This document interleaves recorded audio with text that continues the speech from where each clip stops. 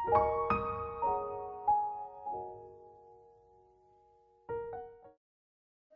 Welcome to my YouTube channel the soulful diary. आज के video में हम बात करेंगे ग्रैंड मैनली हॉपकिंस की poem thou art indeed just lord if I contend के बारे में। पोएट के बारे में पहले ही हम एक वीडियो में डिस्कस कर चुके हैं जिसका लिंक डिस्क्रिप्शन में है। चलिए आज पोम के बारे में डिस्कस करते हैं। डिस्कस करने से पहले जान लेते हैं उसके कुछ की features. Art indeed just Lord, if I contend questions why sinners thrive while he devout strugglers, ending in a plea for divine nourishment. It is a Latin epigraph, Justus quaedam tu est dominici, disputum tecum, verum tamen justa loquor ante, quare via impodium prospector and say. Taken from the Bible, Jeremiah. After translating it into English, meaning of the epigraph goes like this: Thou art indeed just, Lord, if I dispute with thee. Yet what I say to thee is just. Why does the way of the impious prosper? And the first three lines of the poem are almost an almost literal translation of the Latin epigraph. The poem opens with the speakers acknowledging God's justice while simultaneously challenging it, questioning why sinners seem to prosper while their own devoted efforts end in disappointment. The speaker then compares God's treatment of them to that of an enemy, noting how others who spend their time and pleasure succeed more than they do in their religious devotion. The poem concludes with natural imagery of spring's renewal contrasted with the speaker's creative and spiritual bareness, ending with a plea for divine inspiration, metaphorically represented as rain for their roots. The poem adheres perfectly to the traditional patriarchal sonnet form, following the classical if I the poem adheres perfectly to the traditional Petrarchan sonnet form. Following the classic 14-line format, Hopkins maintains the quintessential Petrarchan rhyme scheme A B B A A B B A C D C D C D, demonstrating his masterful command of the form. The octaves tight rhyme pattern reinforces the speaker's spiritual crisis through metered sounds, while the set alternating rhyme underscores the shift to natural imagery and the yearning for rhythm. The poem's meter showcases Hopkins' distinctive sprung rhythm, loosely based on iambic pentameter but allowing for irregular stresses that reflect natural speeds patterns. This metrical flexibility particularly evident in lines like disappointment, all endeavor end, enhances the emotional intensity of the speaker's spiritual struggle. The intonation of at line 5 marks a subtle turn in thought, building towards the powerful final prayer for divine inspiration.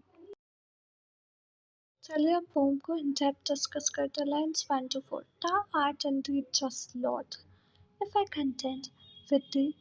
But, sir, so what I plead is just. Why do sinners ways prosper, and why must disappointment all I endeavor end? In the above lines, the poet is shown willing to admit that Lord God is just, and that in any disputation he must indeed acknowledge God's justice. And yet a doubt has arisen in the poet's mind, and he must therefore express this doubt, which seems to him justified too. The poet then asks why it is that sinful persons thrive in this world.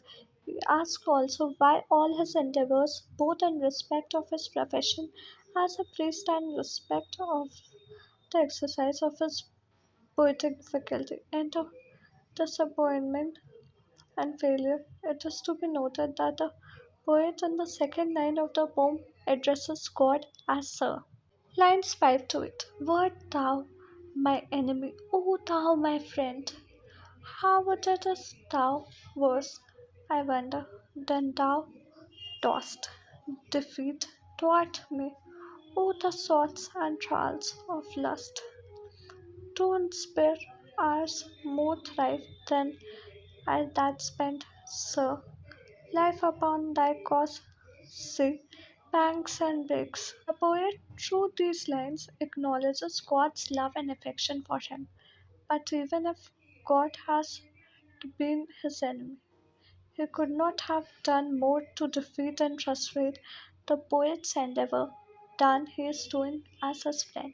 What puzzles the poet is that drunkards and leechers, that the sinners of various kinds, prosper even in their spare or idle moments much more than the poet who is sending his whole life in the service of God. Here again, the poet is noted to be addressing God as Sir. Lines 9 to 12. Now leaved how thick, laced they are again, with frettish cheerful look and fresh wind shakes. Them birds build, but not I build, no, but strain. Time to knock, and not breathe one word that wakes. In these four lines, the poet now draws the attention of God to someone phenomena in the world of nature. Already in the middle of March, the hedgerows and thickets of the countryside are thick with fresh leaves. They are once more intertwined with the shovel and they are being shaken by the fresh wind. The birds too are busy building their nests in the trees and hedges.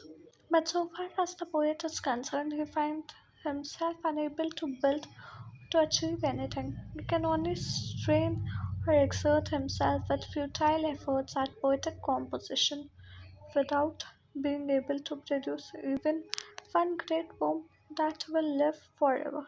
Calls himself Time's eunuch, that is one who has been rendered unproductive by the passing time. Lines 13 14. Time's eunuch, and not breathe one word that wakes.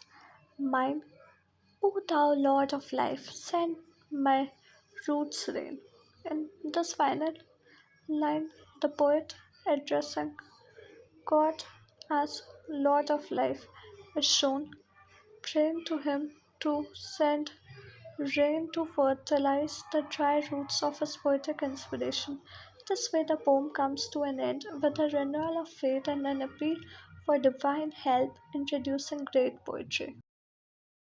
Devices alliteration repeated consonant sounds at the beginning of words, creating a rhythmic effect like banks and breaks. Kazura deliberate pauses within lines, often marked by punctuation, which emphasizes the speaker's internal conflict.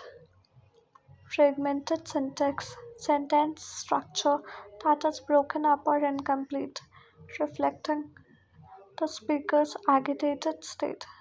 Direct address, speaking directly to God. Thou art indeed just Lord, which creates a sense of confrontation and immediacy.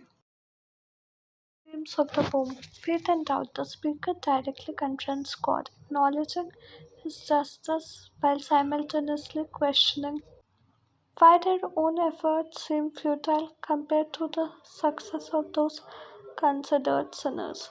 Suffering and despair.